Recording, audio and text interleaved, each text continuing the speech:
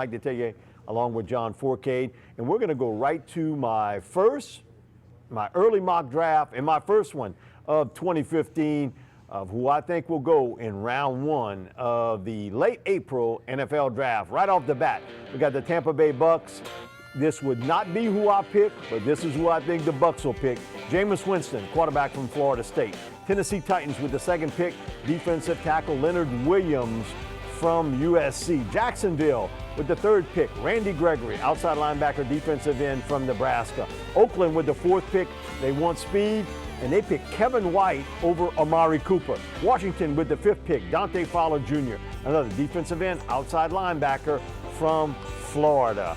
New York Jets with the sixth pick, huge need at quarterback, Marcus Mariota from University of Oregon.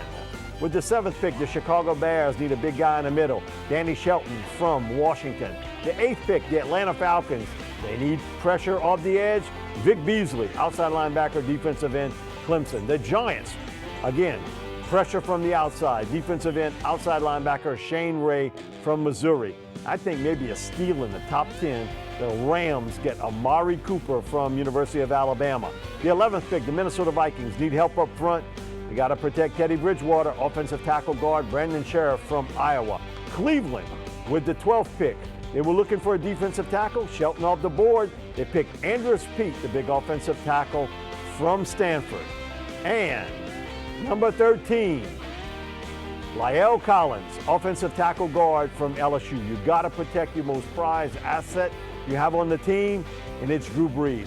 14th pick, Trey Waynes, cornerback, Michigan State. 15th pick, San Francisco, wide receiver Devontae Parker from Louisville. Houston with the 16th pick, young man from Louisiana, played his college ball at Alabama, Landon Collins. 17th pick, San Diego Chargers, offensive tackle Eric Flowers from Miami of Florida. Kansas City, they need somebody opposite Dwayne Bowe, Jalen Strong, the wide receiver from Arizona State. Cleveland with another pick, Malcolm Brown, defensive tackle from Texas. Philadelphia with the 20th pick, defensive end, outside linebacker Alvin Bud Dupree from Kentucky. 21st pick, Cincinnati. They go with the athlete, outside linebacker, strong safety, Shaq Thompson from Washington. Pittsburgh, 22nd pick, need a big tight end, Max Williams from Minnesota. 23rd pick, Detroit Lions, looking to rebuild the offensive line, TJ Clemmings, offensive tackle from Pittsburgh. Arizona with the 24th pick, they need offensive help, Melvin Gordon, running back, Wisconsin. 25th pick, another team, they're looking for a running back, Todd Gurley, if he's healthy, from University of Georgia. Baltimore with the 26th pick, wide receiver Sammy Coates from Auburn. Dallas with the 27th pick, going defense, Marcus Peters, cornerback, Washington. Denver trying to protect Peyton Manning, offensive lineman Cameron Irving from Florida State. Indianapolis with the 29th pick, Jordan Phillips, defensive tackle from Oklahoma. Green Bay, 30th pick, defensive end Eric Armstead from University of Oregon. The 31st pick, Seattle Seahawks looking for a big cornerback, not running back. They pick Jalen Collins, the cornerback from LSU, and the New England Patriots with the final pick, Dario Green Beckham, wide receiver. Well, he played at Missouri. He'll list Oklahoma, but he never played it down there.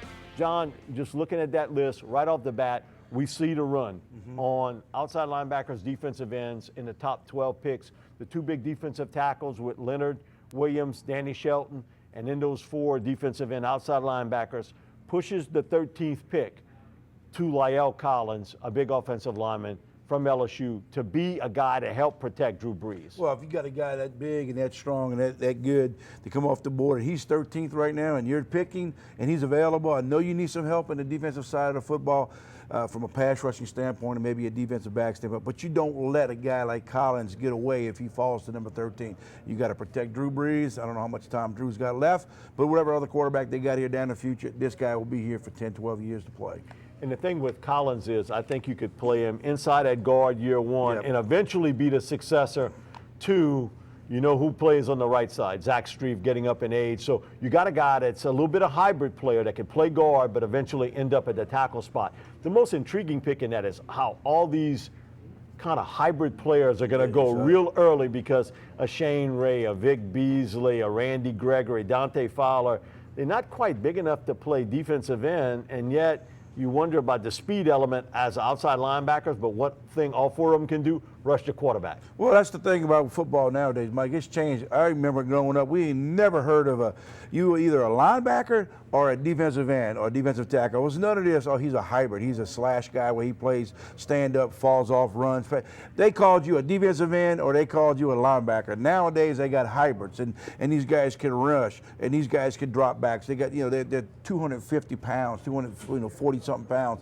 And the big question is, can they sustain the abuse they're going to take with these 300 pounds like Collins and stuff? But that's what it's going to, Mike. These guys want somebody like that. Look who's been tearing up the NFL these days is these slash guys who off the edges. And Saints don't have one. Let's get somebody to stand up and rush the quarterback instead of putting a hand down. It'll be interesting that if one of those guys would somehow tumble, that would make your decision a lot more difficult at 13. I think the most difficult decision is at the one spot, because if you're just looking for player, Jameis Winston is the most pro-ready college quarterback I've seen since Andrew Luck to hit from Florida State to hit the NFL. But the off-the-field issues, John, I think are huge. And you're going to have to make that tough choice here. Do you want a guy that you don't really know enough about to say, I'm going to trust him with all this money? Do I go with the safer pick with Mariota, knowing that he might be a down-the-line guy? I think the Bucs have the most difficult choice here to say, you know what, I'm going to go with Winston over Mariota just based off of talent. Right. So that goes to show all this character stuff, they throw that out the window. It's all about talent today. Yeah, Mike, I have to believe that, because this is what I believe. If I got a football club and I want a player who's played under center, who's played a pro-style offense, Marcus Mariota only took 5 snaps last year under center. That's a big difference, and that's what these pro teams look at these days.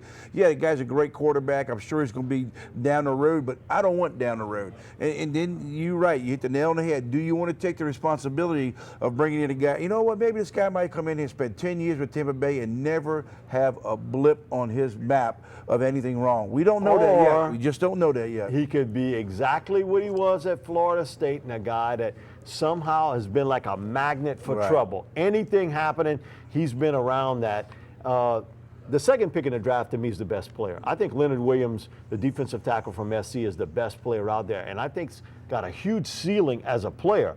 I think he could be even better professional than he was as a college player, and that's really saying something. So if I'm the Titans and I see I got a hole at quarterback, what I think about Mariota there. Now, just today, Mike Rules, their left tackle, basically retired from the game. So now you got a big hole at the left tackle position, but that's not a tackle that's worthy of that pick. Leonard Williams, to me, would be the ideal guy if everything was settled, but it goes to show you, quarterback oversees everything. Well, if you don't have a quarterback to get your points on the board and make things work on offensively, you'll never win in the NFL. And you've been around, Mike, a long time doing this, and you know it starts with the QB, and then it starts with somebody protecting the quarterback. You can always find pass rushers and DBs out there, but you can't find quarterbacks just laying around. You got to find someone, come in there, and if he's the guy, and look what Tennessee's going through with quarterback scenarios over the last 2 seasons, 3 seasons. They've gone through a lot of quarterbacks.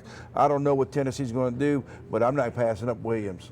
Yeah, the strange thing about that is if they pass on Mariota, that means basically that's telling you they think Zach Mettenberger is going to be the starting quarterback next year for him. And on that list, 2 running backs. It's been quite a while since we saw 2 running backs go in round 1. We'll be back with more of the John Fourcade Show, sponsored each week by Veterans Ford. Come on, man. We'll be right back.